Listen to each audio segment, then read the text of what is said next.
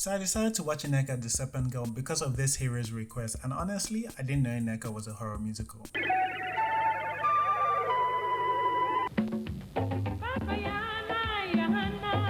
So, let me tell you. The film opens with a woman asking the spirit gods if they have a spare child lying about. You know, I'll give you some chicken, and if you see any stray child, just throw it in my general womb direction. So we start with this woman, Mrs. Ogbonna. Oh, that's like God's best friend. Coming to advise Nneka to leave her husband alone, and her friend Jean-Claude Van. Damn, who is this fine light-skinned crazy head woman? No, not the evil looking one. Oh dang, that's Ngozi Ezone. She's looking fine, oh. I will not mind some entanglement. Ngozi said she thought Nneka saw of married men, and she was like, I totally did, but this one is really rich. I just want to suck him dry and leave him to rot.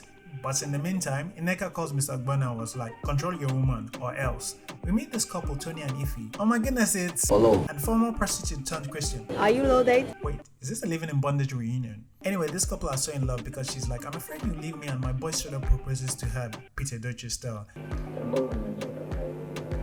And she's like, yeah, great proposal, but can you be born again? And he's like, let me think about it, babe. Meanwhile, Mrs. Ogbonna is still taking out her anger on everybody. Her housemate gets it. Her husband gets it. He gives it back to her. And the housemate gets it again. Then Nneka comes to pay the Ogbonas a visit, but they're out. But Nneka apparently came to give Ogbonna Jr. some banana. It's only fair Ogbonna Sr. gave her his banana. The maid refuses, but Nneka uses her chance and asks the housemate to feed Jr. the banana.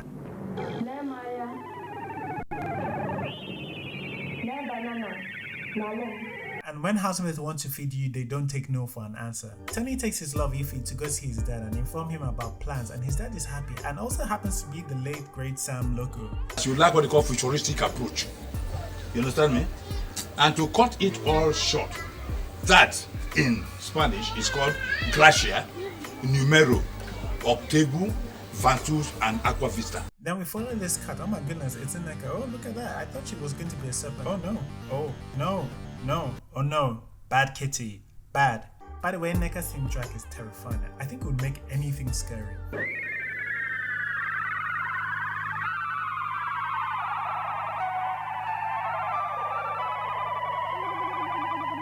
When I'm speaking to another one of his new light-skinned kids, how does he manage these girls? Asking for a friend. Then Nneka badges him with the secretary failing to stop her, and honestly, Nneka doesn't look happy, and Mr. Ogbonna apologizes in. Oh, okay, I get it now. Nneka dumps Mr. Ogbonna after killing his wife and son, which seems a little harsh if you ask me, and then goes for a post-mother celebration at a party hosted by Nneka, another classmate from the Living in Bondage reunion, where she stumbles into Tony and sets up a business meeting.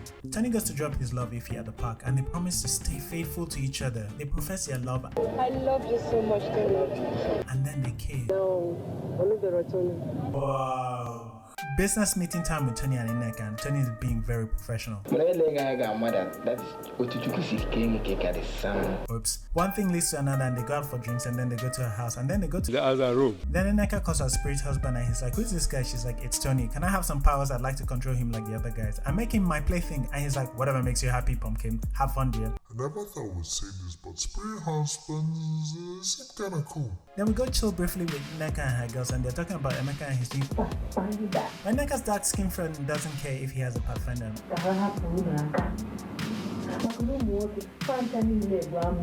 And that's why, because she was with this one guy and stuck with him when he was poor, and then he blew and he was like. But Nneka is like. And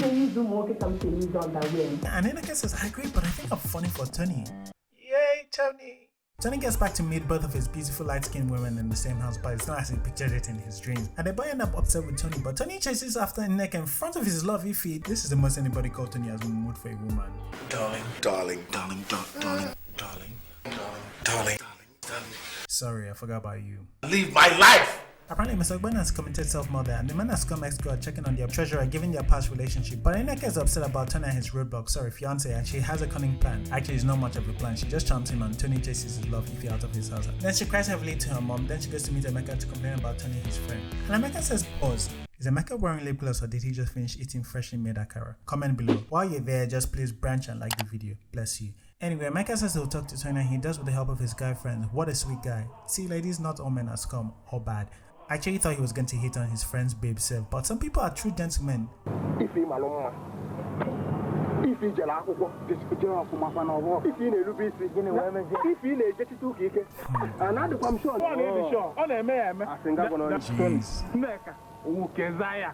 Nneka. Yes. Okay, you go. Okay, you go, Nneka. Yeah. Wow. Nneka's not going to like this. Tony goes back to telling Nneka what his friend said, and Nneka picks one of Tony's friends and burns his eyes, then burns his destiny. But Nneka only gets away with a stern warning. Nneka is feeling claustrophobic and needed more space, so she pressed Tony to throw his sister out, and then she left. But she did attack him with their mother, but Nneka just pressed Tony again, and Tony kicks his mother out, and then the film turns into a musical.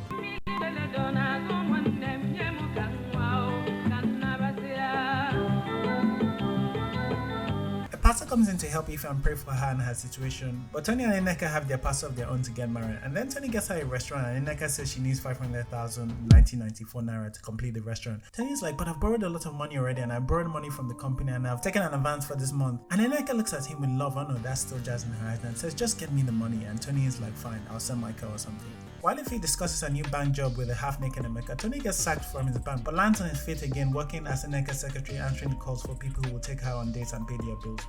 Oh my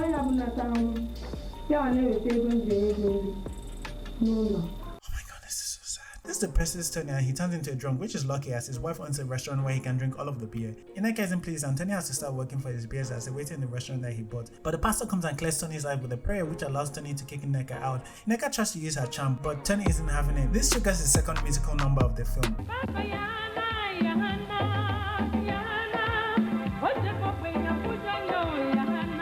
And Nneka calls on her spiritual god daddy for more powers and...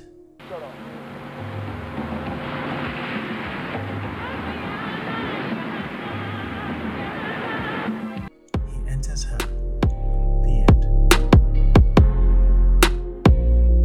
Hey, it's Mr. Critic here. Give this video a like and subscribe if you want to see the part 2 of this movie. And I'm not joking, like, I'm not doing a part 2 of this. If you don't like it, subscribe. Alright, until next time, I'll see you. Bye-bye.